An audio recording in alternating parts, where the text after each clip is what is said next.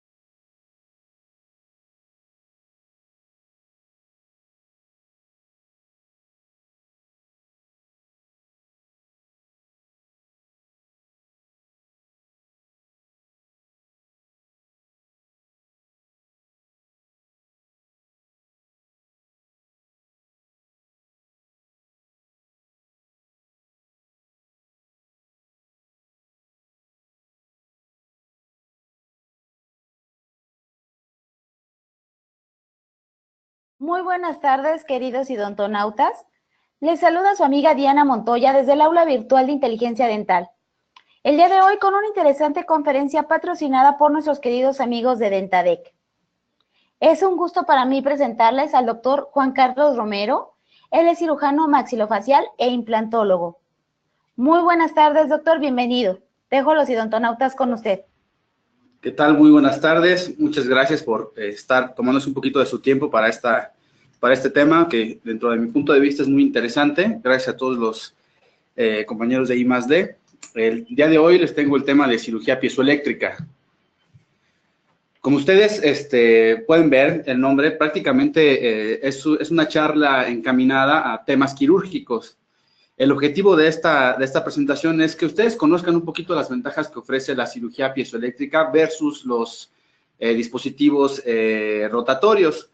La idea también es ejemplificar con bastantes casos clínicos la versatilidad y los resultados en la odontología y también en la medicina.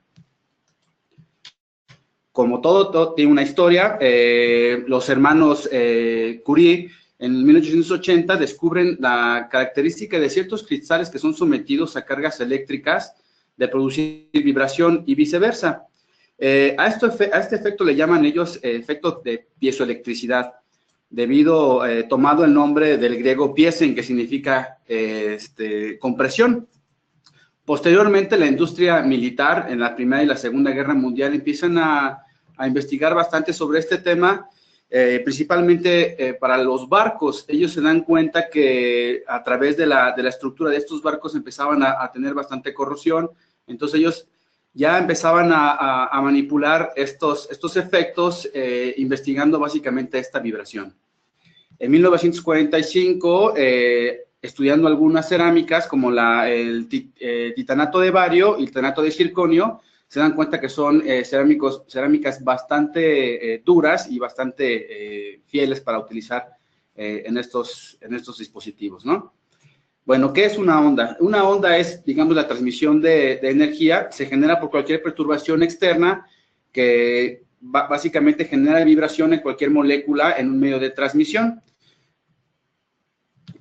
Hay diferentes ondas. Nosotros, para tener más o menos una relación, podemos contemplar que las ondas que son perceptibles para el ser humano oscilan entre 20 y 20.000 Hz, que es la unidad en la que se miden. Entrando un poquito más en materia, el impulso mecánico llega al tejido y se refleja en base a la densidad de las estructuras con las que tiene interacción. Básicamente, los dispositivos piezoeléctricos tienen un movimiento longitudinal y oscilatorio. Esto nos da la gran capacidad de ser muchísimo más precisos. Es importante mencionar que, como cualquier característica de las ondas, la transmisión de estas, al interactuar con la superficie o la densidad de la materia que están cortando, tienen un reflejo. Esto se llama eco. Entonces, los dispositivos piezoeléctricos tienen un transductor, un microprocesador por el cual se capta este reflejo, este eco de las ondas, y puede manipularse esa información. Básicamente, en la consola de los dispositivos, pues se cambia el efecto de vibración para lo que más convenga. Esto nos proporciona una seguridad porque independientemente se hace un corte selectivo, es decir, se detecta el tejido duro, la densidad, y puede ser un poco más noble con los tejidos blandos. No quiere decir que no los corte. Se tiene un concepto erróneo de que los dispositivos piezoeléctricos no cortan los tejidos blandos. Por supuesto que si les aplicamos fuerza y fricción, van a cortar estos tejidos, un nervio, un paquete vasculonervioso. Veamos. Los dispositivos piezoeléctricos en la actualidad tienen ciertas características de modular la frecuencia con la que interactúan en los tejidos. Es decir, la señal piezoeléctrica modulada es alterna estas pues se puede decir frecuencias. Entonces eso le da la característica de ser un poco selecto con los tejidos blandos y por lo tanto más noble. Básicamente hablaremos de un dispositivo que en mi experiencia es uno de los mejores que hay en el mercado, que es el piezotón de Acton, el Satelec. Tiene dentro de su pantalla el dispositivo diferentes modos o comandos de trabajo y están preestablecidos de acuerdo a la densidad que nosotros querramos cortar. Tomando en cuenta el D1, hablando de la densidad, es básicamente para huesos de gran densidad y espesor cortical. El D2 o comando 2 tiene una característica para poder cortar hueso de densidad ósea y espesor cortical moderado.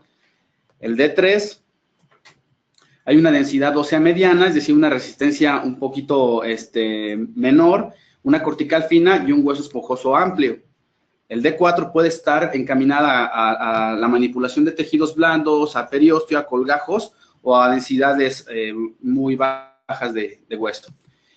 ¿Y en qué cambian los comandos de estos dispositivos? Básicamente, la potencia de estos aparatos se puede pues medir en dos cuestiones, en dos elementos, en vatios y en frecuencia. Tiene una potencia similar en todos los tipos, los 4 tipos en vatios, pero la frecuencia va a ir cambiando. Hasta ustedes pueden ver la comparación del tipo 1 y el tipo 4, donde la frecuencia es muchísimo menor.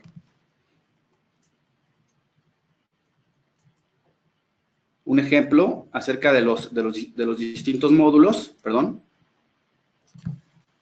El módulo 1 y el módulo 2 prácticamente generan la misma longitud de onda y el inferior es un poquito menor, alrededor de unos 30, con distinta frecuencia. Uno de los principales tópicos o temas de discusión por los cuales las personas no lo utilizan es porque creen que es un poco más lento. Sin embargo, yo creo que esto es un poco más subjetivo, dado que la capacitación o la curva de aprendizaje, pues al inicio no es sencilla. En base a la revisión de la literatura, hay distintas marcas comerciales pues que no nombraremos, siendo yo creo que el Piezotón de Satelec bastante bueno en relación a los competidores, como italianos, japoneses, etcétera. Yo tengo bastante experiencia con el Piezotón solo y el Piezotón LED. Sin embargo, ahorita, pues los avances tecnológicos y el desarrollo de distintos insertos, pues se ven reflejados en un dispositivo que está próximo a traerse aquí a México, que se llama Piezotón Cube. Tiene la característica de ser un poco más potente y todos los comandos que nosotros vimos, un microprocesador que se encuentra en la consola, lo puede cambiar automáticamente, sin duda un elemento muy bueno. Me parece que no estará disponible hasta mediados del próximo año.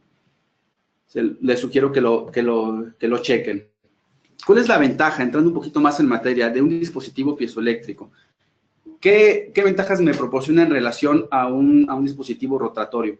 Básicamente, que es conservar la biología celular del hueso. Y no solo del hueso, sino de los tejidos blandos, el periósteo, las células endoteliales de los vasos sanguíneos, de los nervios. Básicamente nosotros, como yo les comentaba al inicio de la charla, pues es una plática acerca de cirugía ósea. Entonces, tiene unas ventajas. Hay un cambio de paradigma últimamente en relación a la cirugía periapical o dentalveolar. Nosotros, conociendo ya por distintas bibliografías los diferentes plexos que nutren al periodonto, al órgano dentario, es que podemos invadirlo sin repercutir tanto en su función. Un elemento fundamental en cuanto a las ventajas de la cirugía piezoeléctrica es un concepto que se llama cavitación.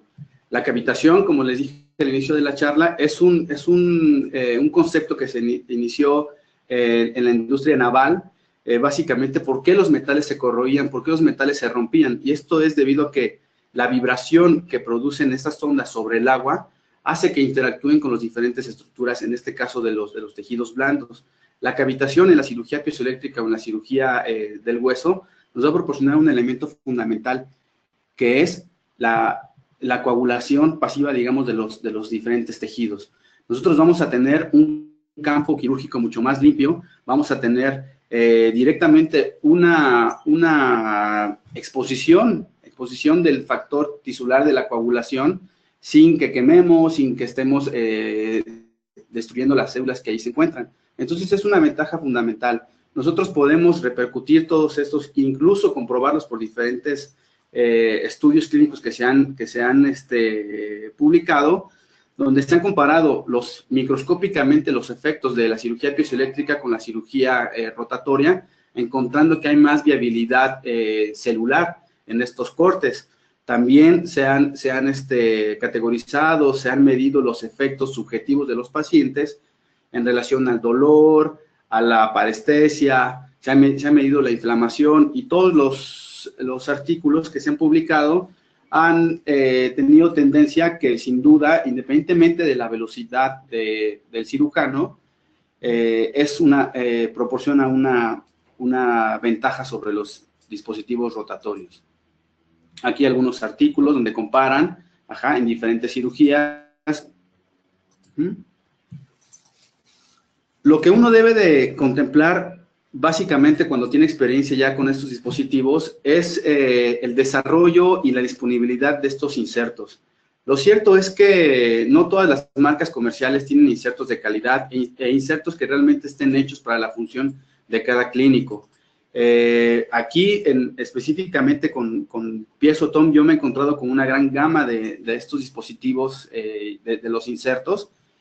Voy a mencionar algunos de una forma breve, ya que estamos un poquito cortos de tiempo. Cuando ustedes adquieren un aparato piezoeléctrico, al menos aquí en México, viene con un kit esencial. Y yo creo que es un resumen de todos los kits que se encuentran disponibles. Vienen seis insertos fundamentales que básicamente son para cirugía. En este caso el BC1, que significa Bone Surgery 1, nos permite hacer osteotomías, piezoincisiones. El BS4, que es para osteoplastías. Otro inserto que tiene una forma más delgada, pero más filosa, que es el LS2 para las extracciones, básicamente para el ligamento periodontal y para la parte más superficial de lo que es la raíz. Y los otros que son para el kit básico de elevación de seno transmaxilar. Por supuesto que están disponibles distintos kits. Hablemos rápidamente de estos. El de osteotomía, que es cuando no tenemos hueso, cuando queremos transportar, es decir, injertar hueso de un lado a otro de un sitio donador. Sirven para recortar el bloque en una rama, en el mentón, etcétera. O también nos pueden servir para hacer un remodelado del hueso del lecho receptor. El kit de elevación de seno maxilar, transmaxilar, tiene pues la finalidad de recortar el hueso sobre la cara externa del seno maxilar, empujar y disecar la membrana de Schneider de una forma Roma sin perforarla, y la última finalidad, pues ustedes saben que es colocar el implante en una forma más segura, ¿no? Es decir, una modificación de la técnica de elevación de seno de Tatum. Un protocolo que es exclusivo, yo creo que de los primeros y principales de la casa Acteon, que es pues la elevación de seno maxilar vía crestal. Esto es pues el desarrollo de distintos insertos. Es una técnica de Somers, una técnica de elevación de seno transalveolar modificada, donde la diferencia es que se hace una hidrodisección a través del alveolo, mediante un protocolo que se fue desarrollado por distintos líderes de opinión de la casa Acteon en Europa.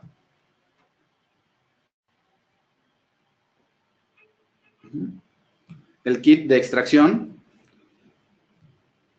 Por fines de tiempo me enfoqué un poquito más a casos clínicos que son un poquito más relevantes, donde tal vez los clínicos tienen un poquito más de curiosidad. Sin embargo, aquí mencionar que funciona bastante bien.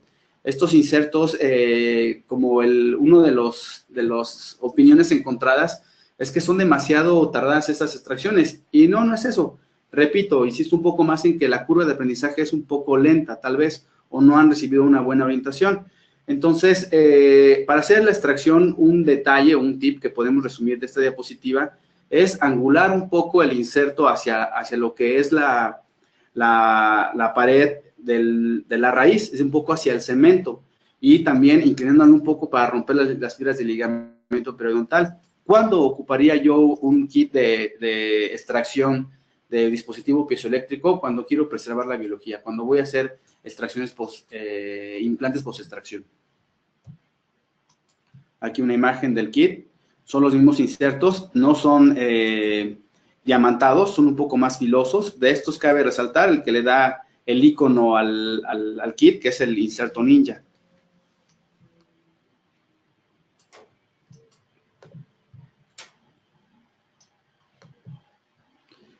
Algunas otras modificaciones de estos que ya comentamos, que son insertos redondeados para el alargamiento de corona, para extracciones, todos tienen la finalidad de esto, de proteger el hueso residual.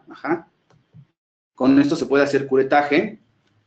Otro de los elementos muy importantes, o de las primicias que tiene Acteon, es el kit de expansión de cresta. En lo personal lo ocupo bastante. Esto tiene la finalidad de, en huesos residuales alveolares, ensanchar en forma horizontal mediante varios insertos. Veremos un video un poquito más adelante y algunos ejemplos clínicos. Este es un kit que es también exclusivo de la casa comercial Acteon. y entramos un poquito en materia. Tal vez, insisto, en diferentes charlas con varios especialistas y a través del tiempo, es que muchos han dejado de utilizar el piezotomo porque lo ven poco funcional. Y la verdad es que no es cierto. En lo personal prácticamente lo ocupo en casi todos mis procedimientos. Les comentaba al inicio, es una charla sobre cirugía ósea. Entonces, todas las aplicaciones alrededor del hueso son las que pues, van a verse involucradas en especialidades como la endodoncia, ortodoncia, implantología, cirugía maxilofacial, periodoncia, y en la rama médica, por supuesto, neurocirugía, traumatología, cirugía de cabeza y cuello, se pueden hacer osteotomías de nariz, etcétera. Ajá. Hablando de los pacientes que tenemos que ver con ortodoncia, para mis amigos ortodoncistas, pues ha habido bastantes cambios de paradigma en la actualidad, donde el alcance de la ortodoncia, interactuando con la periodoncia y la cirugía maxilofacial, pues se ha expandido demasiado.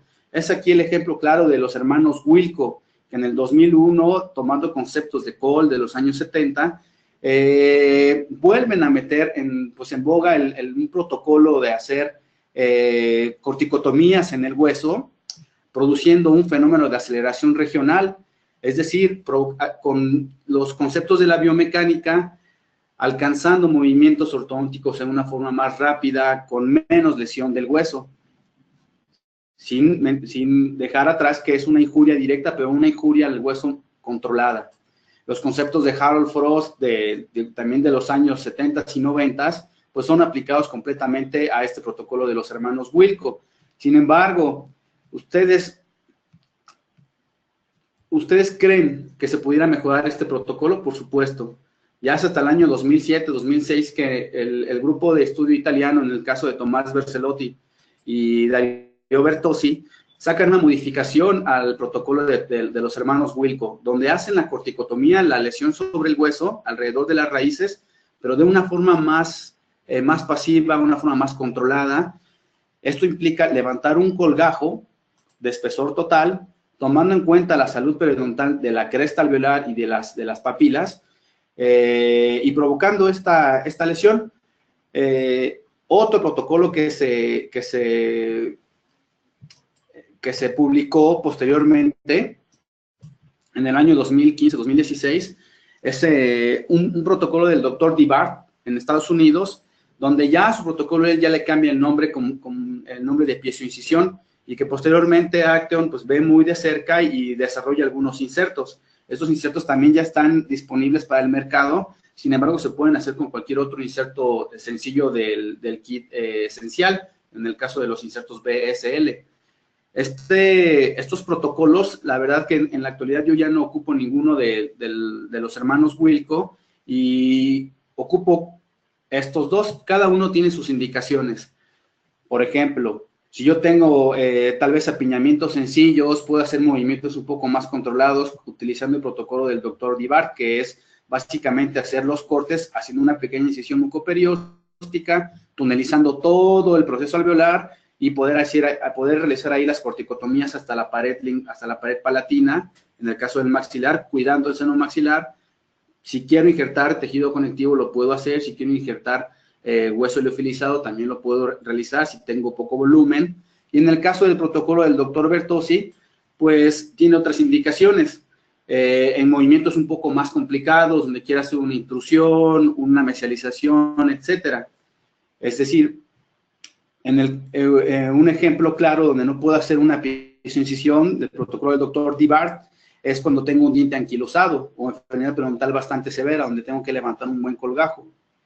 Pero eran procedimientos que al menos a mí, desde mi educación, antes en la universidad, pues estaban fuera del campo del periodoncista o del cirujano maxilofacial. Y en la actualidad, gracias a estos dispositivos, pues estamos un poco más seguros para poderlos realizar. Tenemos aquí algunos casos clínicos donde esta paciente de aproximadamente 30 años de edad, donde ha estado con el ortodoncista aproximadamente 2 años y medio, el ortodoncista prácticamente termina todo el tratamiento de ortodoncia y es que estos órganos dentarios en la inspección radiográfica no hay un espacio de ligamento periodontal. Entonces es un buen paciente para poder nosotros realizar un colgajo, hacer el protocolo del doctor Bercelotti y Dario Bertozzi, y entonces cuidar el ligamento periodontal, la salud de la papila, de la cresta alveolar y cerrar el colgajo mucoperióstico. Importante ahí cuidar la salud del seno maxilar. Otro caso, un paciente con bastante tiempo en tratamiento de ortodoncia, donde hay una brecha por la ausencia del primer molar, una extracción traumática. En este paciente, el ortodoncista llegó referido por nosotros con bastantes meses ya tratando de mesializar el segundo molar a la zona del primer molar. Lo cierto es que si lo volviera a atender en la actualidad, le diría que se pusiera un implante.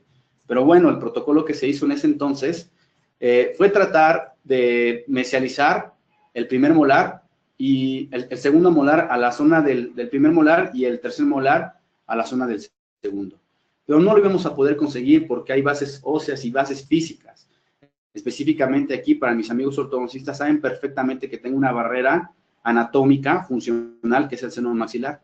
Aunque yo ponga un dispositivo de anclaje ortodóntico para el mayor anclaje, no lo iba a conseguir. Entonces, el abordaje que hicimos fue el siguiente. Hicimos una corticotomía, en este caso, algo que nosotros le llamamos compresión osteogénica. Eliminamos la barrera física tanto en el hueso como en la parte de la altura, que es el seno maxilar, haciendo una elevación de seno maxilar con bastante cuidado. Tomamos hueso porque ya había una brecha aquí de una pérdida de hueso en la raíz de este molar. Injertamos, dejamos el dispositivo de anclaje ortodóntico temporal y mediante tracciones elásticas y contemplando la biomecánica en una comunicación muy estrecha con el ortodoncista, fue que logramos ese movimiento. Vean cómo la posición del segundo molar que estaba a esta altura logró cambiar y migrar esa raíz y esa corona pues, prácticamente en cuerpo. Una fotografía del tratamiento final del paciente. Insisto, tenemos algunos detalles, pues había una recesión gingival, después se corrigió esta, no tenemos fotos ahorita, pero vean cómo el resultado, desde mi punto de vista, es bastante bueno. Es otra alternativa, ¿no? En casos un poco más complicados, la relación entre el periodoncista, el ortodoncista, el cirujano maxilofacial, es muy importante para darle este cambio de paradigmas a los tratamientos de los pacientes. ¿Quién se ve beneficiado? Ellos. Hay que tener la tecnología, por supuesto. Un caso aquí de una discrepancia transversal del maxilar unilateral. Es difícil diagnosticarlas. Ustedes saben que todos los problemas ortodónticos, el principal problema, la primera línea de ataque son los colapsos o los problemas transversales. Si no, vamos a tener conflictos.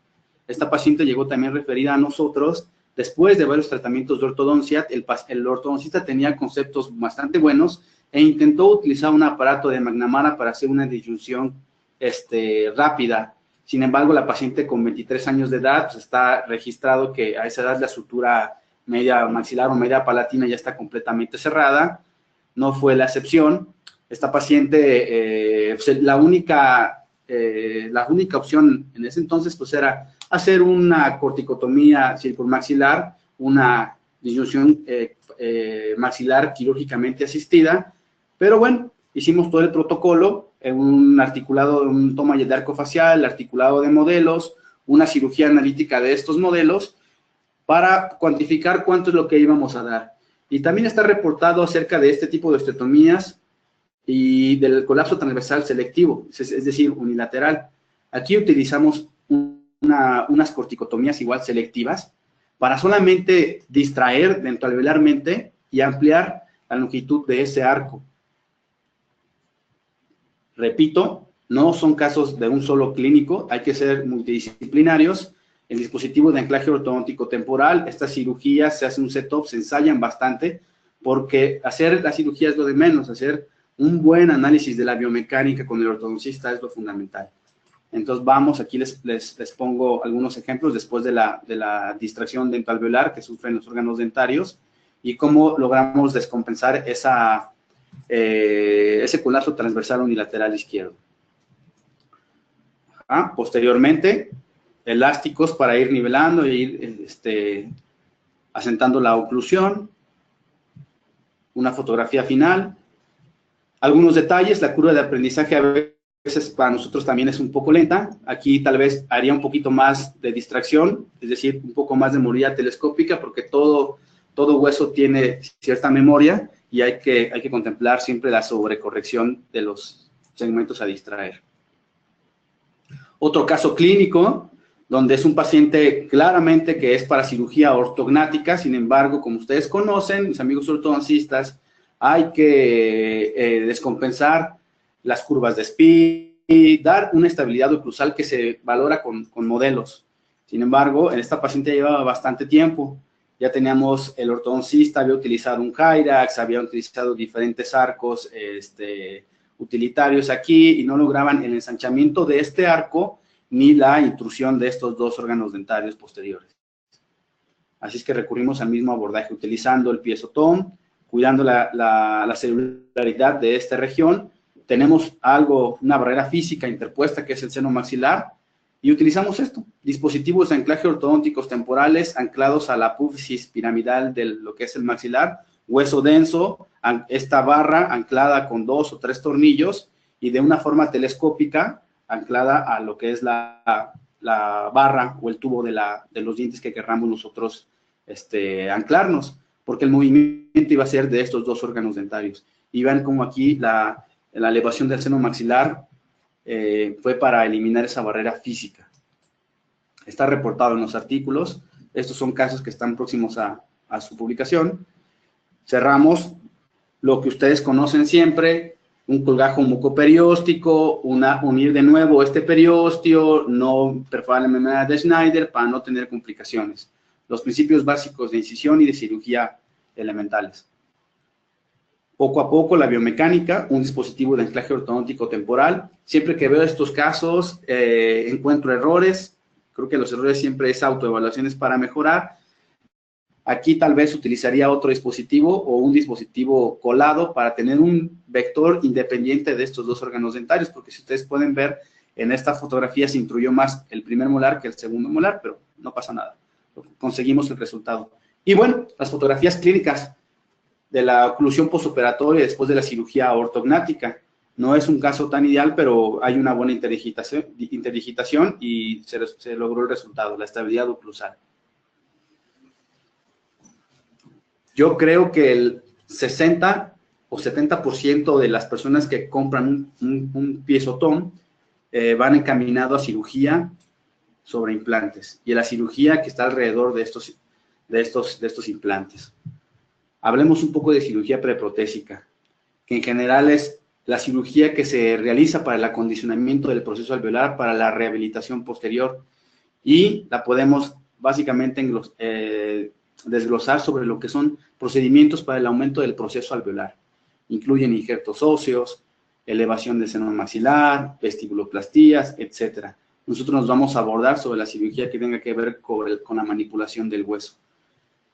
Cuando hay esquirlas óseas, remodelación del proceso alveolar cuando hay múltiples extracciones, o cuando prácticamente no tengo nada de hueso y tengo que sustituirlo, transportar un hueso de un lado a otro. Injertos óseos que están muy de moda. El caso de un paciente que llega en agudo, fue a un servicio de urgencias un par de días antes, donde sufre un traumatismo, prácticamente la destrucción del proceso alveolar, la pérdida de órganos dentarios de ese sector. Hago mi valoración tomográfica, una buena planeación, encuentro que hay órganos dentarios ahí involucrados y yo sé perfectamente que voy a tener un resultado desfavorable si no regenero ese sector. Aunque tenga una osteointegración de mis implantes por la longitud residual del proceso alveolar aquí, el efecto estético va a ser bastante marcado. No puedo hacer la simple regeneración aumentando el volumen con hueso liofilizado, ni con injertos de tejido conectivo, así es que la indicación es colocar un injerto. El sitio donador, de acuerdo a cada paciente, de acuerdo al defecto que yo tenga, escogimos en este caso un injerto del mentón, gracias a la característica del paciente. Vean la cirugía nítida, Aquí el detalle es que nosotros, para no hacer tantos golpes, tanta manipulación con los osteotomos o los cinceles, es sobreextender un poquito los cortes sobre el hueso. Importante, hay una curva también de aprendizaje, hacer el corte córtico-medular para obtener estos dos tejidos y entonces tengamos más éxito. Como ustedes conocen, pues tenemos mayor posibilidad osteoblástica si llevamos un poco de médula del injerto del sitio donador. Se coloca, siguiendo los principios básicos de los injertos, hay que inmovilizarlo, colocar el hueso liofilizado y todo lo que ustedes conocen. En la actualidad, si yo podría hacerles alguna reflexión, es lo de menos tomar el injerto, sino todo lo que involucra alrededor de este, de hacer una buena disección del colgajo para poderlo cubrir bien. Si yo puedo ver aquí otro caso, una atrofia de proceso alveolar. Esta es una atrofia posterior a la extracción de un canino retenido y a un maltratamiento de ortodoncia. Esta paciente se sometió a un tratamiento de camuflaje ortodóntico, una paciente con facies y oclusión clase 3. Podemos ver la enfermedad periodontal, las secuelas del tratamiento de ortodoncia, pero que es una persona joven y no quiere recibir un tratamiento de prótesis fija. No tengo absolutamente la condición que debería o que quisiera para que el resultado fuera estético. Ustedes saben, compañeros implantólogos, todo el perioperatorio para tener un buen resultado estético, fotos faciales, modelos de estudio, ensayos diagnóstico, si tienen el elemento para poder hacer una cirugía guiada con cualquier software que ustedes utilicen, pues adelante, hay que utilizar. Yo utilicé en este caso Novel Clinician y veo que la posición ideal sería esta de mi implante. Sin embargo, tengo una atrofia severa y tengo un margen negativo de casi 4 milímetros. En un análisis transversal de la cresta, lo mismo. El error más común es tratar de anclarlo aquí.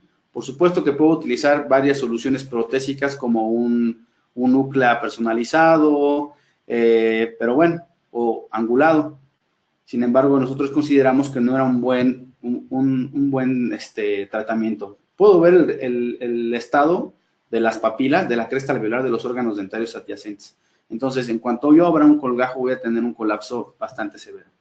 Después de que hago mi planeación en todos los aspectos, la longitud, el diámetro de mi implante, pues puedo diferir, puedo decidir si lo voy a hacer en una etapa o en 2 etapas. En este caso decidimos que era mejor hacerlo en 2, porque el estado gingival del paciente no era muy bueno. Vean cómo todavía tiene el tratamiento ortodóntico, hay un biotipo gingival adecuado, sin embargo, realmente el colapso de la cresta está hasta este nivel.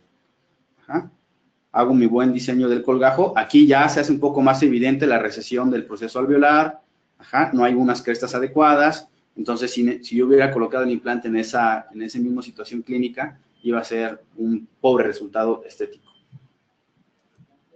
Fotografías.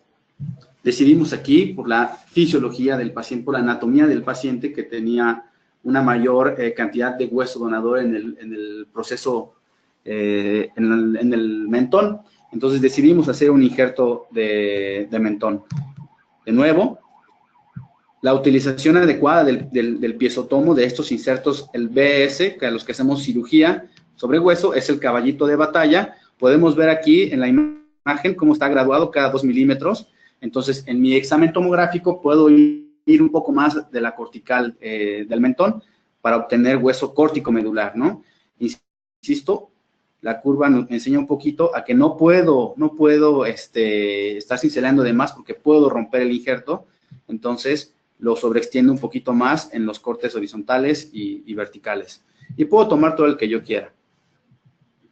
Vemos una fotografía del lecho receptor, cómo se encuentra la médula y el espesor córtico medular de este injerto. Los principios de Axhausen que ustedes ya conocen, hay que fijar ese injerto con osteosíntesis, en este caso un tornillo de aproximadamente 10 milímetros de longitud. El frío, escuchaba a un amigo decir, el frío no está en las cobijas. Entonces, hay que hacer un buen colgajo, liberarlo, salir de las zonas estéticas, y después tratar de cerrar esos gaps y, por supuesto, el uso de membranas reabsorbibles, titanio, lo que ustedes prefieran. Cada clínico tiene sus preferidas. Otro caso clínico, un corte axial, un corte sagital, un paciente que sufrió un traumatismo reciente donde perdió estos órganos dentarios, un paciente joven, no es apto para colocar un implante, que los pacientes, los familiares así lo pedían. Vemos como aquí tiene un tornillo de fijación intermaxilar, en el momento del que hicimos el procedimiento de la reducción de algunas fracturas, pues también aprovechamos para tomar el injerto. Tal vez por la característica de mi defecto hubiese sido indicado hacer un injerto de mentón. Sin embargo, por la característica que presentaba el paciente, pues no lo podía conseguir. Justo donde tenía la zona donadora, tenía el material de histosíntesis de una fractura parasinficiaria. Fotografías del lecho. Podemos ver un gran defecto del hueso, prácticamente la pura mucosa de lo que es el paladar. Exponemos muy bien, a veces hasta la apófisis, la espina nasal anterior, para tener una buena flexibilidad de ese colgajo. Tratarlo muy bien con todos los principios. Un detalle aquí, es importante disecar hacia la parte de la mucosa palatina. Y vean la precisión con la que alcanzamos tomar este injerto de rama mandibular. Esto previo a la valoración tomográfica. Vean el lecho receptor. Hoy es importante aquí, tomen mucho cuidado del paso del nervio dentario, porque es una complicación bastante frecuente y indeseable para ese paciente. Entonces, tengo un espesor de hueso bastante bueno para poderlo fijar. Hay insertos para poder moldear y preparar ese injerto, para que prácticamente haga clic sobre la parte receptora. Inmovilizar el injerto, reducir el gap con material biocompatible, hueso liofilizado, el uso de las membranas, insisto, cada clínico tiene su detalle. Inmovilizarlas es una parte fundamental, sin que queden con tensión. Vean cómo la encía queratinizada aparentemente pues desaparece, la línea mucogingival queda arriba por la liberación de ese colgajo y que las papilas queden prácticamente pasivas. Uno de los kits que más utilizo en mi práctica es el kit de expansión de crestas. Varios autores han hablado ya de esta técnica, que no es nueva. Se hacía con fresas de carburo, se puede hacer con discos también, pero ustedes contemplen esa parte, que ustedes son clínicos y saben perfectamente que mientras más calor, mientras más fricción, menos celularidad tenemos. Entonces, se han hecho varios estudios, el más significativo sobre 86 pacientes del grupo igual de Italia, donde comparan los ensanchamientos de cresta con fresas de carburo y con dispositivos piezoeléctricos. Y ven que la diferencia fue abismal. Prácticamente solo se perdieron 3 en el grupo de 86 pacientes. El protocolo de ensanchamiento de cresta de Piezotom es bastante amigable. No es más que la utilización progresiva de diferentes insertos. El primero es el más delgado, que poco a poco va graduado. Tenemos que colocar sobre la superficie del hueso hasta llegar a la médula. El tip aquí es llegar hasta la médula. Si nosotros queremos ensanchar cualquier zona atrófica en sentido horizontal, si no lo hacemos más de 8 milímetros, vamos a tener un fracaso. Eso es importante. Algunas ocasiones le echamos la culpa a los implantes o al dispositivo que no está cortando. Importante que ustedes consideren que siempre van a estar cortando la médula. Ustedes conocen que el aporte vascular viene del periósteo y viene del endostio. Cuando están haciendo un ensanchamiento de cresta, pues están rompiendo con esa vascularidad, están haciendo un espacio. Entonces, mientras menos se irritan esas células, es mejor. El implante más pequeño, estándar, mide 8 milímetros, con excepción de los short implants, ¿no? Pero para que tengan una buena flexibilidad del hueso, que es lo que estamos buscando, es utilizar el primer inserto hasta 8 milímetros. Después se ocupan otros insertos para darle, yo creo que el nombre correcto son liberatrices sobre el hueso, para que nosotros podamos romper esa fractura en ese hueso en tallo verde, provocamos una fractura en tallo verde. Aquí está lo que les comento, 6 y 2 milímetros, pues suman 8 milímetros, que son los que yo quiero de espesor sobre la médula. Y poco a poco, con los diferentes insertos, ir ensanchando. Esto se puede hacer auxiliado de dispositivos de ensanchamiento ya rotatorios. Un ejemplo clínico, un paciente mayor, fumador, aquí se puede ver en la última etapa de su tratamiento de ortodoncia, aunque tiene un buen perfil y un buen biotipo gingival, no lo es. En la evaluación tomográfica tiene menos de 6 milímetros. Hay algunas clasificaciones para hacer ensanchamiento y colocación de implantes en una sola cita, o hacer primero el ensanchamiento, colocar injerto y posteriormente, después de 5 o 4 meses, colocar los implantes. En este caso decidimos hacerlo en una sola cita. Utilizamos los ensanchadores para el proceso, para la cresta del alveolar, la zona media, y posteriormente utilizamos los ensanchadores laterales para hacer esa liberatriz sobre el hueso, para que poco a poco, con estos dispositivos, esta tabla se vaya rompiendo como yo quiero, de una forma programada, de una forma planeada, milimétrica. ¿Ah? El último ensanchador, como un tip, vendría siendo el implante que yo quiero colocar. Si yo hago un acercamiento, puedo ver la ventaja que tengo aquí. Ajá. No coloqué un injerto libre, sino el mismo hueso, logré ensancharlo y tuve la fortuna de mantener toda esta viabilidad celular. Ajá. Aquí otra fotografía donde vean cómo gané casi 4 milímetros en la zona de la cresta. Entonces tengo resultados estables, resultados estéticos, y mi paciente pues está satisfecho igual que yo. El tópico de la elevación del seno maxilar. Está abierto para todos los clínicos que tienen experiencia y que manejan muy bien estos procedimientos. Les puedo comentar que esto sí les da un plus. Una imagen aquí. Aquí yo creo que dentro de los temas que más he discutido con algunos compañeros es que el dispositivo, perdón, piezoeléctrico es un poco lento. Un momento, por favor.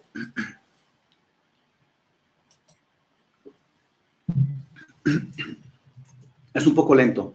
Entonces, después de lo que ustedes ya conocen, que es levantar un colgajo para acceder a la cara externa del maxilar, se hace un abordaje combinado donde algunos utilizan la fresa de bola, de diamante, preferentemente, para empezar a marcar la osteotomía, y posteriormente, cuando ya están avecinando la membrana de Schneider, que se ve de color azulada, empezar a utilizar los dispositivos piezoeléctricos. La verdad, yo les comentaba que si ustedes tienen un poquito esa curva, ya no hay necesidad de hacer esa técnica como híbrida.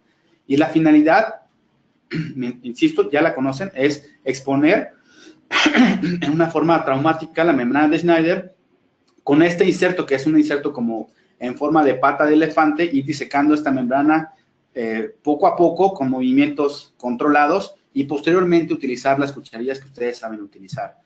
Aquí como recordatorio, saben que por estudios de la Universidad de Loma Linda, de Solar y colaboradores, pues vieron que había algunos vasos sanguíneos que se encontraban cerca, desde que abren el colgajo mucoperióstico o a través de lo que es la pared externa, es decir, vasos intraóseos. Y en verdad que tomen mucho en cuenta esto, porque en algunas ocasiones se llega a formar un hematoma que se coloniza, se pierde el hueso, y entonces el implante termina con un fracaso. No hay una buena osteointegración. Sí es importante mencionar, lo mencionan ellos, que en estos accidentes lo mejor es coagular con un electrocauterio o con lo que ustedes quieran estos vasos sanguíneos. Si los pueden dejar, si no está en su zona de colocar el implante y si no les estorban en elevación, pues por supuesto que les va a dar mucho mayor oportunidad para la osteointegración de sus implantes.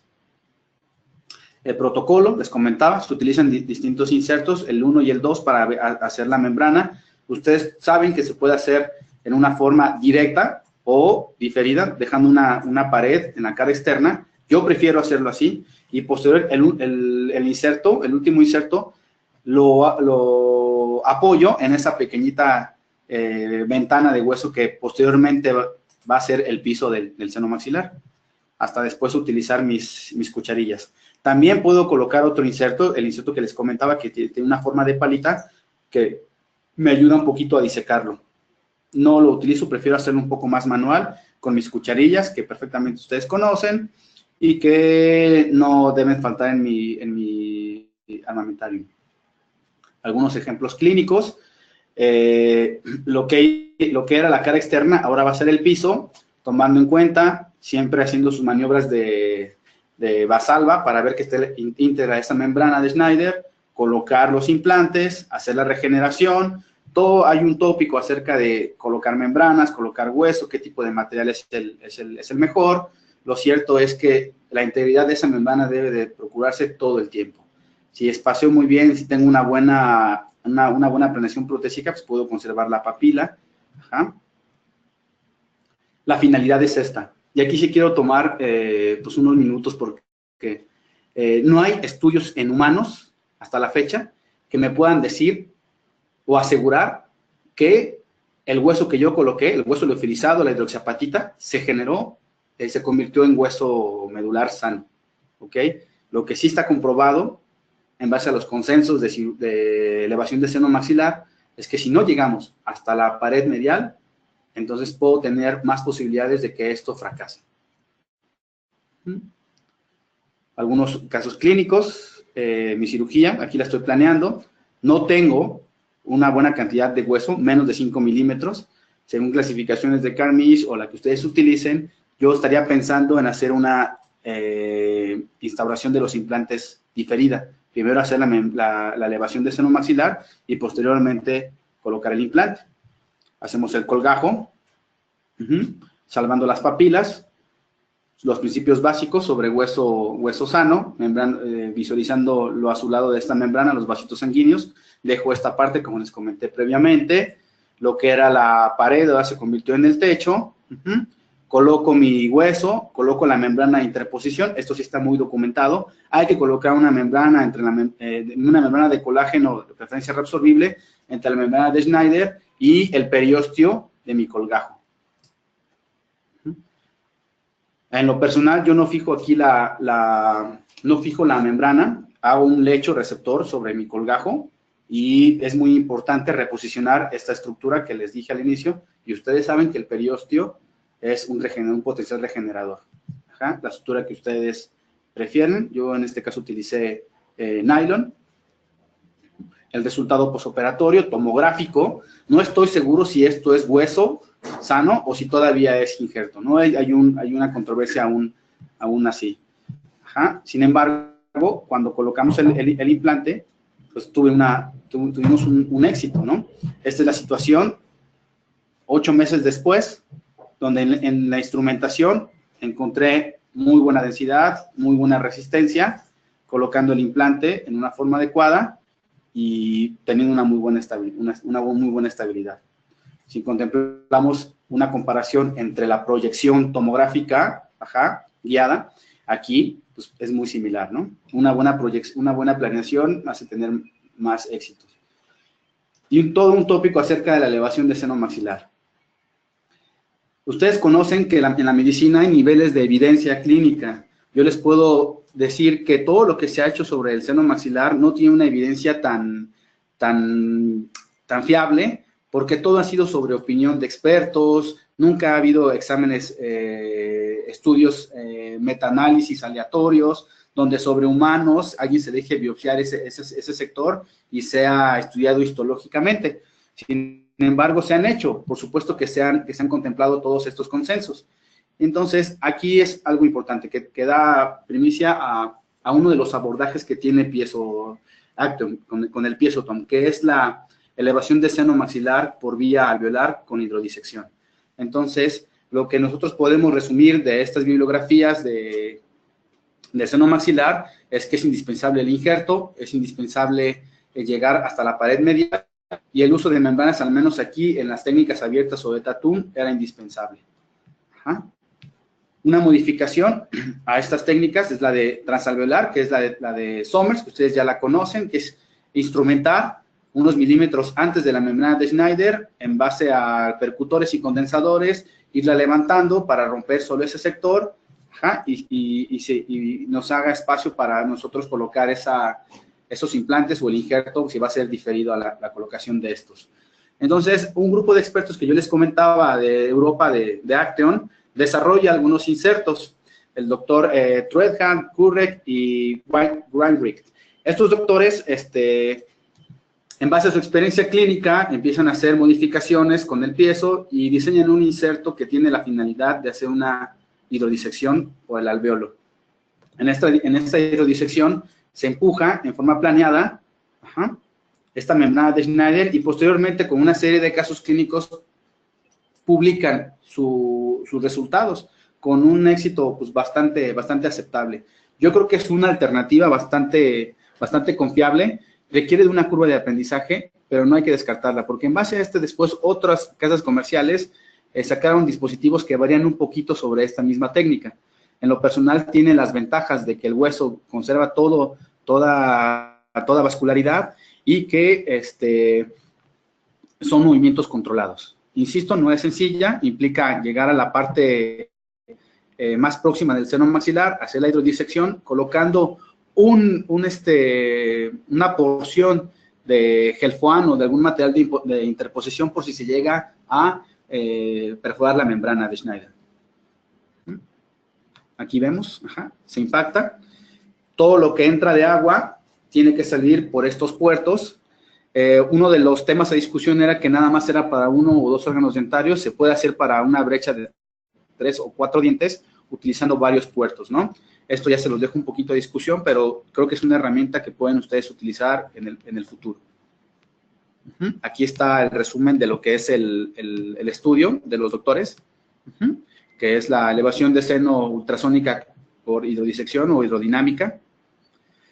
Para mis amigos que hacen cirugía ortognática y los ortodoncistas, algunos casos donde me abre otros panoramas en base a las osteotomías, el uso de piezocirugía. Los dispositivos piezoeléctricos, ha habido bastante publicación de artículos, de muchos journals, de muchos clínicos en todas partes del mundo, donde todos coinciden que el tiempo en el que se tardaron en la cirugía fue al inicio, donde encontraron menores índices de inflamación y menores índices de isquemia.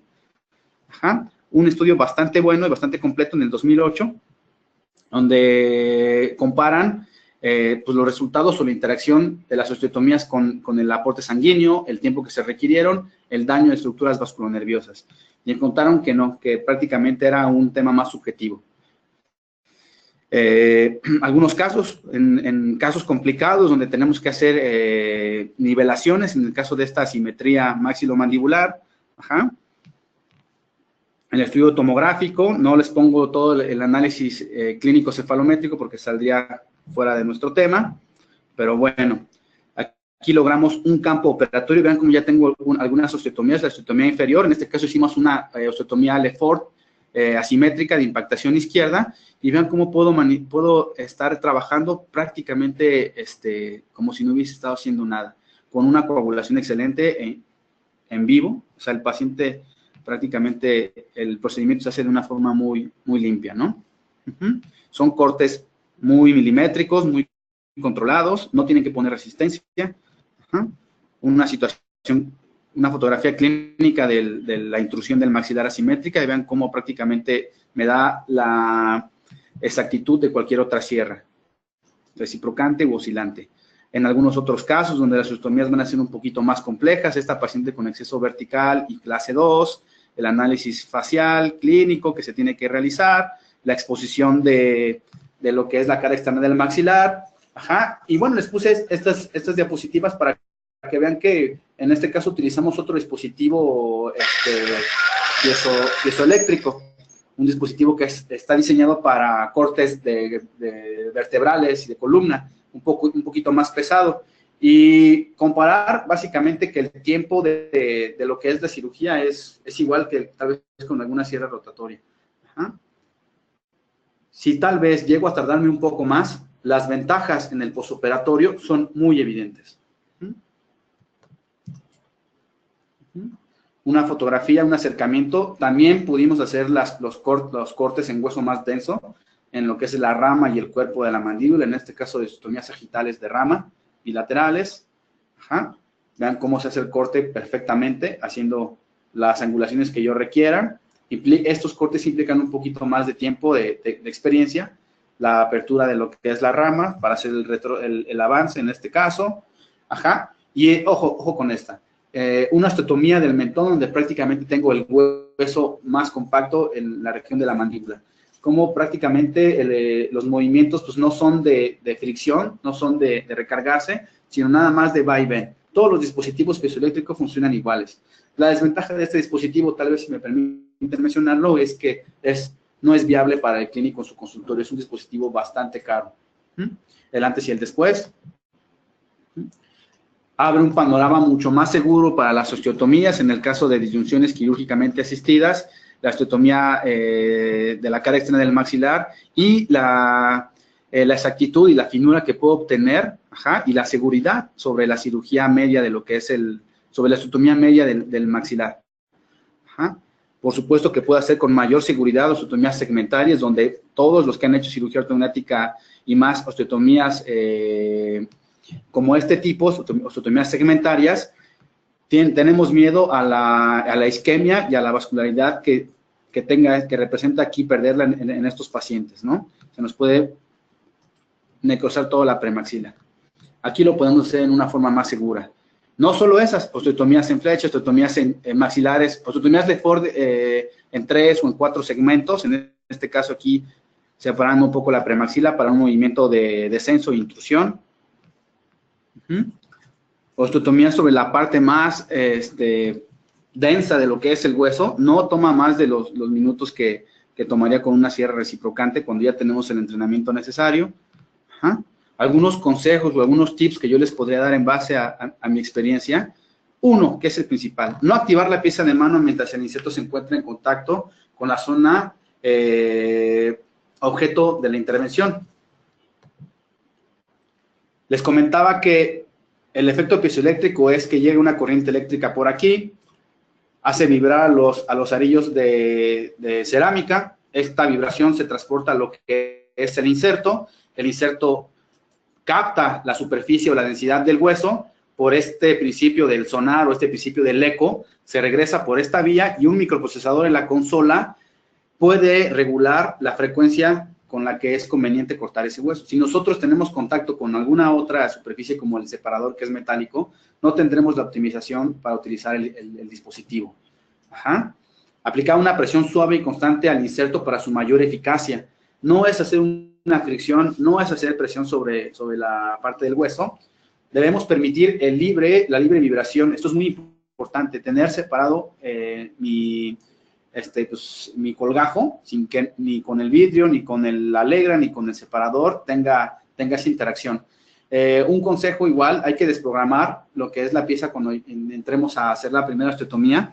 Se recomienda que antes de activarlo, toquemos primero la superficie del hueso y posteriormente se active el aparato para, activado, entre a hacer el corte. Así encontraremos la mejor optimización de lo que es el dispositivo y del inserto.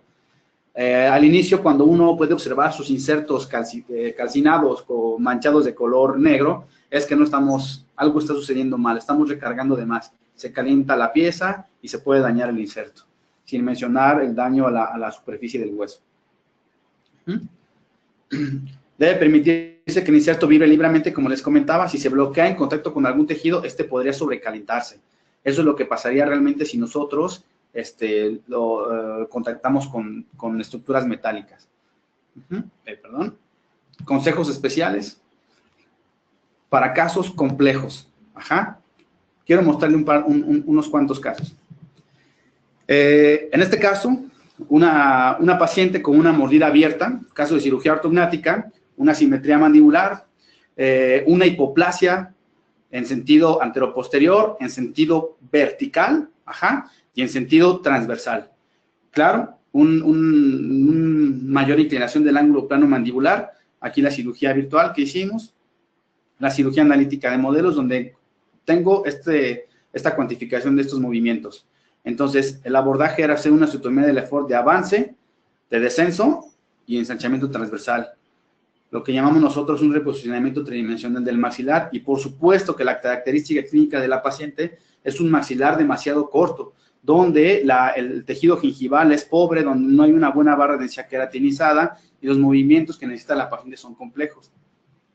preparada para la cirugía, un abordaje surgery first. Ajá. Vean cómo el arco se encuentra seccionado porque pienso hacer la osteotomía en la parte medial.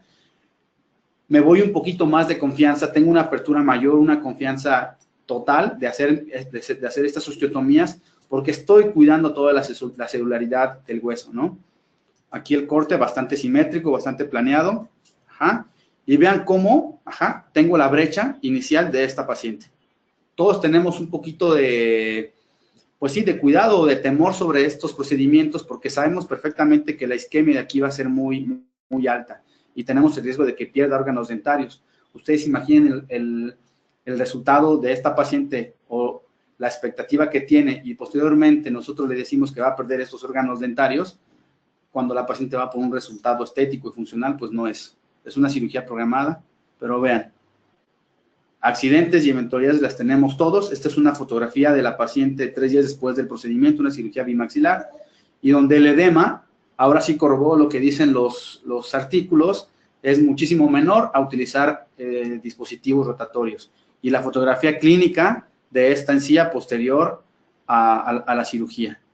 Ajá, todos nos ponemos a temblar, ahí en los que abordamos a esta paciente, pero afortunadamente fue recuperándose poco a poco. Aquí una fotografía clínica posterior a la etapa de distracción transversal. Ajá.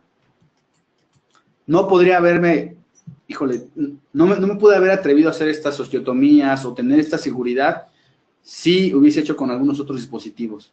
O sea, sí hay un momento donde pone un punto de referencia en relación a otro tipo de sierras, ¿no? Algunos otros casos de atrofia alveolar extrema, una paciente que ya fue multiintervenida por varios injertos sin ningún éxito, lograron bastante volumen, pero solamente de tejido gingival. En el análisis tomográfico tenemos 5 milímetros hasta lo que es la base de la nariz. Se hace un colgajo mucoperióstico, salvando todos los principios que ustedes ya conocen, y el abordaje pues una distracción osteogénica alveolar para obtener un crecimiento de estos procesos, ajá, con muchísimo más seguridad. Repitiendo lo que les comento, tengo, ajá, un segmento a distraer de aproximadamente 5 o 6 milímetros. ¿Con qué confianza lo puedo hacer? Reduce el margen de error si lo hago con dispositivos piezoeléctricos.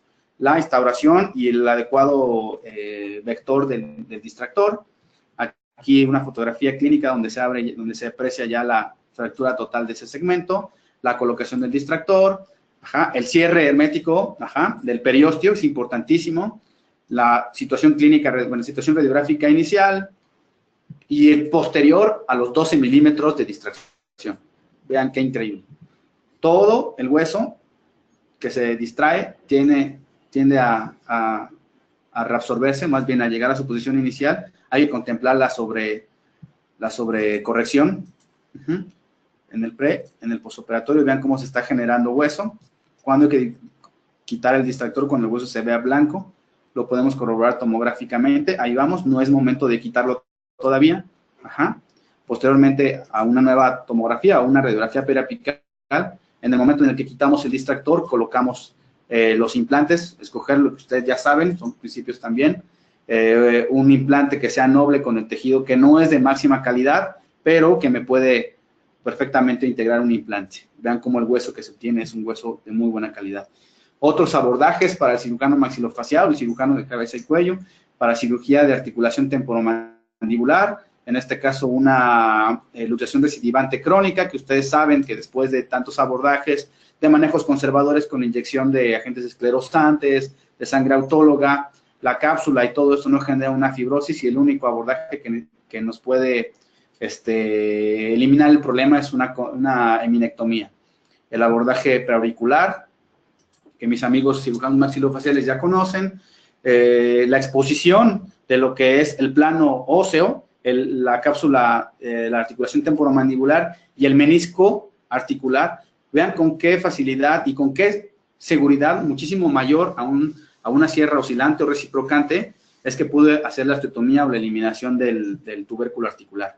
Todos saben que en la parte interna es una zona peligrosa porque pasan las meningias medias, la cuerda del tímpano que le da sensibilidad especializada a la lengua, y que yo como cirujano y como clínico no quiero dañar.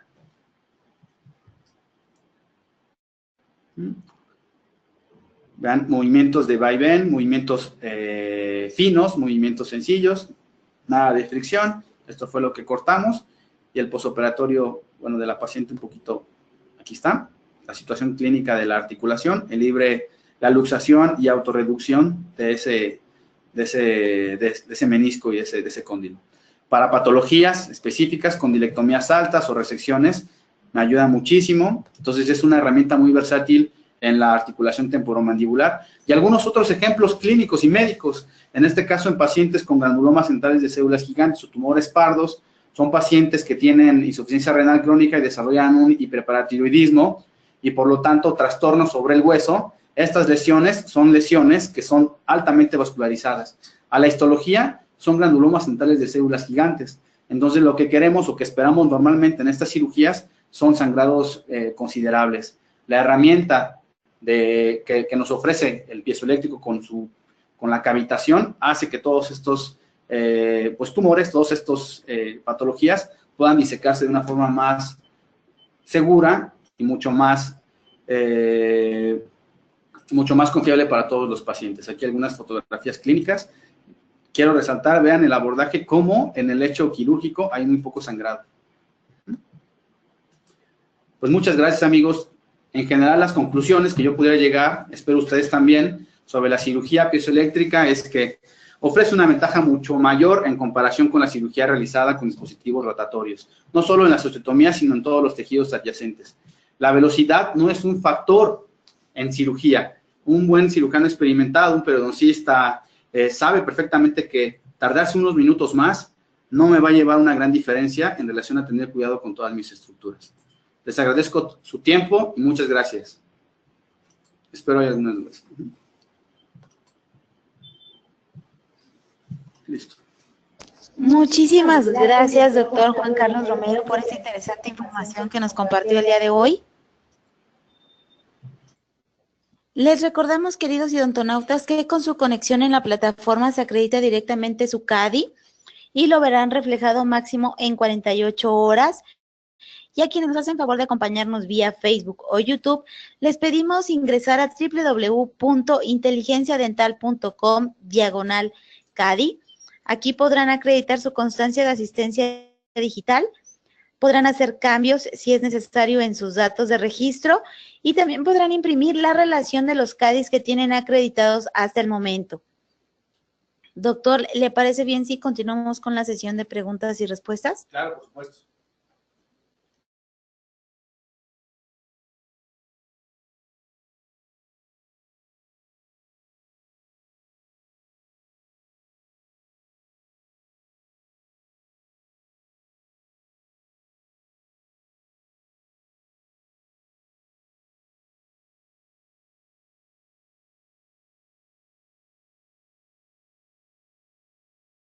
Realiza la disposición ortodóntica y menciona que hace la elevación de seno maxilar de regeneración o cómo hace esas elevaciones de la manera de Schneider. Sí, la elevación de seno maxilar pues, es una modificación que hacemos solamente para quitar la parte física. Entonces debe cumplir con todos los principios, hacer una buena disección, un buen levantamiento, y el injerto solamente es opcional en caso que tenga algún defecto periodontal. Es importante esto valorarlo tomográficamente. Lo que no puede eliminar y hay que prescindir son de las membranas. Eso sí, si tiene alguna micro o mini fístula o perforación hacia el seno maxilar, con una membrana de colágena se puede eliminar estos riesgos. Entonces la respuesta es: coloco membrana en todos los casos y hueso nada más cuando tengo algún defecto periodontal. Vamos a otra pregunta. Ok. Buenas tardes. En los tratamientos de ortodoncia que presentó, una vez realizada la elevación de seno, ¿inmediatamente cargaron fuerza a los dientes para desplazarlos o espera algún lapso de tiempo para permitir la integración del injerto óseo en la periferia de los ápices y permitir su movimiento? Muy buena pregunta, doctor Joel. De todo esto, nosotros se maneja sobre un protocolo de distracción dentoalveolar. Entonces, hay varias fases. La primera es la corticotomía como tal. Después viene un periodo de latencia, donde se forman los elementos formes para que se regenere y se forme nuevo hueso, que son alrededor de unos 2 o 3 días, dependiendo de la edad del paciente. Después viene un periodo de distracción. Los periodos de distracción, pues los vamos a hacer con la biomecánica de los elásticos y todo esto.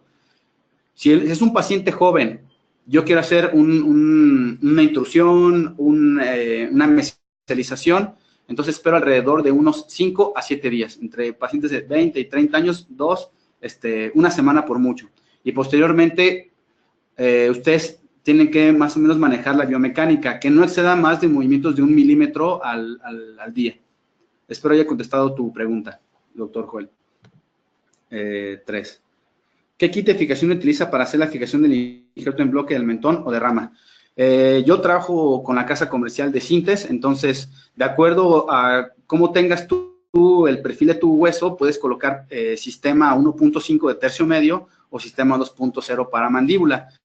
Yo en lo personal, aunque el injerto es de rama o es de mentón, prefiero colocar 1.5. El perfil es más delgadito y utilizar los drills casi nuevos. Pero cualquier marca comercial que tú ocupes es bastante necesario, digamos. Ok. Desde Zacatecas, 4. ¿Cómo le va a los pacientes en el posoperatorio en este tipo de cirugía? Creo que esa pregunta sería un poco sesgada. Yo diría que muy bien. A mis pacientes, por lo regular, no todos los pacientes están felices de ir a alguna cirugía. Por supuesto que de acuerdo al procedimiento que se le vaya a realizar, algunos escogemos hacerlos con sedación consciente y mandarles sus antibióticos. En la actualidad, si tienes un buen perioperatorio, una buena prescripción de fármacos posoperatorios, les da bastante bien y es bastante estable. Entonces, 5. Sí, las piezas ultrasónicas. Lilia Islas Mansur habla de los dispositivos médicos ya, ¿verdad? De los que son Bardix, me parece. Ellos tienen como una zona de irrigación también interna. En algunas fotografías que ustedes vieron por fines didácticos, tomamos la foto, pero sin irrigación porque a veces nos salpicaba bastante la cámara. El piezo Tom, solo LED y el piezo Cube tienen una irrigación directamente de una sonda, digamos, que se irriga. Entonces, la consola está preestablecida porque es importantísimo la relación de irrigación con solución salina y con el elemento o la densidad de hueso que vayas a cortar. Todas tienen irrigación, todas. No es una irrigación interna, sino una irrigación pues externa, digamos. Tiene una máquina que es la que da, como cualquier otro motor de implantes o algún otro dispositivo. Cortó la rama para hacer el injerto óseo. La rama, se corta una parte de las ramas, por lo regular es entre el ángulo y la rama ascendente en la cara externa. Hay que tomar mucho cuidado en la valoración de la tomografía en el canal del nervio dentario. Sabemos que ahí se hace bastante notorio la cercanía donde puedas cortarlo. A ver cuando tenemos... Claro, muchas gracias por el comentario, Mario. Ok, interesante plática. Cuando se coloca el injerto óseo, por ejemplo, por atrofia del reborde alveolar anterosuperior, el paciente requiere reposo absoluto. ¿Y en cuántos días puede volver a su trabajo? Saludos de Villahermosa. Héctor, sí, son procedimientos que mínimo yo les digo a los pacientes tomen en cuenta alrededor de 7 días, donde es un posoperatorio. No es fácil, por supuesto, hacer cirugía, insisto, pero si lo hacen bien, con solo 7 días de control en casa, los 3 primeros días son un poquito pesados porque es donde más requieren dolor, pero con 7 días usted puede ver la consulta y darle luz verde para que siga con sus actividades normales. Entonces, por lo regular, son procedimientos bien planeados. Tanisha, muy bien, Tanisha, saludos hasta República Dominicana, muchas gracias. Excelente presentación con los doctores. Julieta, muy útil para los que ya son usuarios y para los doctores que aún están un poco dudosos. Les están dando muy buenos puntos para comenzar. Muchas gracias por el comentario, doctora Julieta.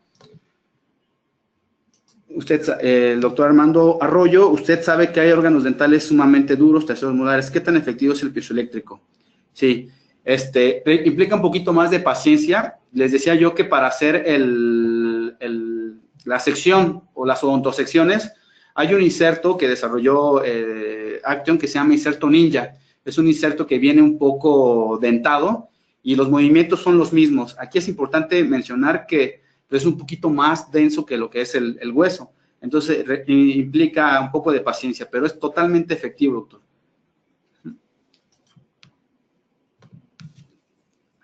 Muy bien.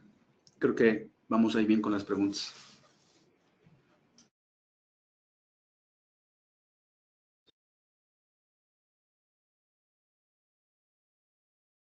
Muchísimas gracias, doctor Romero. Tiene muchas felicitaciones y muchos saludos desde Nogales. También tiene un saludo desde la clínica dental del doctor Víctor, la doctora Carolina y la doctora Karen. Gracias. Muy bien. Esperemos vernos pronto por aquí de nuevo. Muchas gracias. Muchísimas gracias al doctor Juan Carlos Romero por esta interesante información. Gracias a nuestros queridos amigos de Dentadec, quienes patrocinaron esta interesante conferencia, pero sobre todo ustedes, queridos idontonautas, que se conectan de todo nuestro país y de países hermanos latinoamericanos. Fue un verdadero placer recibirles el día de hoy en esta su aula virtual I+D en el ciberespacio. Les agradecemos mucho su tiempo, confianza y preferencia. Nos encantará encontrarles próximamente en esta su aula virtual para que disfruten de las interesantes conferencias que tendremos para ustedes. Se despide su amiga Diana Montoya. Que tengan una excelente tarde. Hasta pronto.